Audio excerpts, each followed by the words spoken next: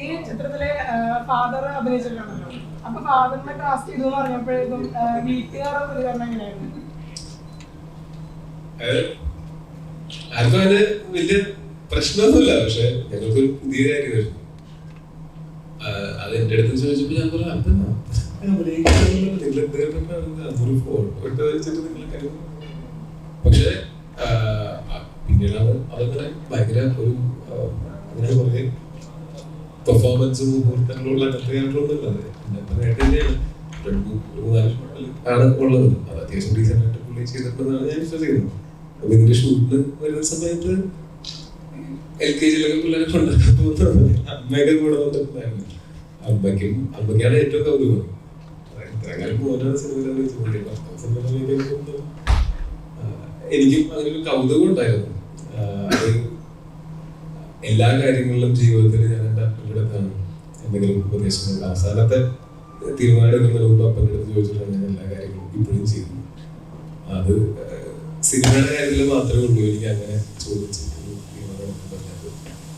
ബാക്കി എന്ത് ജീവിതത്തിൻ്റെതായിട്ടുള്ള ഫാമിലിയുടെ കാര്യങ്ങളാണെങ്കിലും ബാക്കി എന്തെങ്കിലും ഇൻവെസ്റ്റ്മെന്റിന്റെ കാര്യങ്ങളൊക്കെ ആണെങ്കിലും അപ്പൻ്റെ അടുത്താണ് ഞാൻ ഉപദേശത്തിലൂടെ ചെല്ലാറുള്ളത്. ഇതിൽ മാത്രമാണ് എനിക്ക് അപ്പനെ പറഞ്ഞുതരാൻ കുറച്ച് അതെന്ന് വെച്ചാൽ സിനിമയിൽ അല്ലെങ്കിൽ അപ്പനെ സിനിമയെ പറ്റി ഭയങ്കരമായിട്ട് നമ്മൾ ചില ആളൊക്കെ സിനിമ കാണുന്ന ആളാണ്.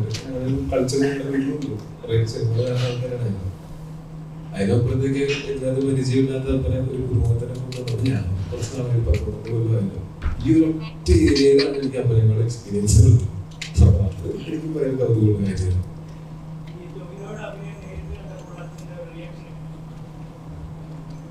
അല്ല പിന്നെ നേരിട്ട് പോകും ഷൂട്ടിംഗ് ലൊക്കേഷനുകളിൽ വന്നിട്ടുണ്ട്. ഒരുമിച്ചൊരു ഫ്രെയിമിൽ നിൽക്കുന്നത് ആദ്യമായിട്ടാണ്.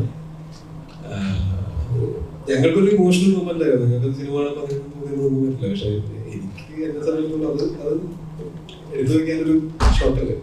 അപ്പോൾ കാലങ്ങളോളം നമുക്ക് അതൊരു ഹിസ്റ്ററി അല്ലേ സിനിമ എന്ന് പറയുന്നത്. അതിലൊരു കൗതുകമാണ് കൂടുതൽ രണ്ടാൾക്കും തോന്നിയിട്ടുണ്ടാവും. പിന്നെ അത് അതിൻ്റെ കൂടെ ഒരു ഇമോഷണൽ ഇതും കൂടെ ഉണ്ട്. അതിന്റെ ഇമോഷണൽ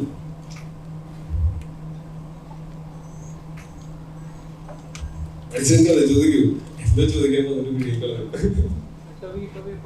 ഒരു ഡയറക്ടേഴ്സ് ആക്ടർ ആണെന്ന് പലപ്പോഴും കേട്ടിട്ടുണ്ട്. അപ്പൊ ഞങ്ങളുടെ ഇന്റർവ്യൂല് കഴിഞ്ഞ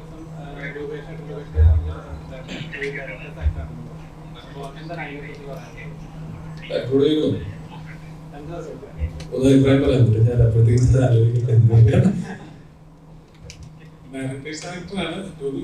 നമുക്ക് കമ്മ്യൂണിക്കേഷൻ കുറച്ചുകൂടെ ഈസിയാണ്. നമ്മൾ പറയുന്നത് പെട്ടെന്ന് ടോബിക്ക് മനസ്സിലാവും. പിന്നെ ക്യാരക്ടറിന് വേണ്ടി എന്തെങ്കിലും എഫർട്ട് ഇടാനും പുള്ളിക്കൊരു മടിയില്ല. നമ്മൾ സ്റ്റാർ ലൊക്കേഷനിൽ നിൽക്കുമ്പോൾ നമ്മൾ ആ ഒരു കോൺഷ്യസ് നമ്മൾ ആ സമയത്താണ് നമ്മൾ ഡയറക്ടർ എന്നുള്ള രീതിയിലായിട്ട് ഞാൻ പറഞ്ഞ പുതിയ ഡയറക്ടർ എന്നുള്ള എന്നെ സംബന്ധിച്ചിട്ട് ഒരു സ്റ്റാർ ലൊക്കേഷനിൽ നിൽക്കുന്നു എന്നുള്ളൊരു ഫീൽ വരുമ്പോഴാണ് നമുക്ക് ആ ക്യാരക്ടേഴ്സ് തോന്നുന്നത്. പക്ഷെ ഒരിക്കലും ഇത് കൊടുക്കുമ്പോൾ നമ്മൾ എത്ര സമയം നേരം വെയിറ്റ് ചെയ്യാനോ അല്ലെങ്കിൽ ആ ക്യാരക്ടറിന് വേണ്ടി എത്ര എഫർട്ട് ഇടാനും ഒരു മടിയില്ലാത്തതാണ്. അപ്പൊ നമുക്കും അത് കുറച്ചുകൂടെ കമ്മ്യൂണിക്കേഷൻസ് ഈസി ആവും. വേറെ നമ്മൾ കെയർ ചെയ്യണം, നമുക്കൊരു കോൺഷ്യസ് ആകണം, ഒന്നുമില്ല. നമ്മൾ വളരെ അടുപ്പമുള്ള ഒരാളിനെ കൊണ്ട് നമുക്ക് ആ ഒരു കമ്മ്യൂണിക്കേഷൻ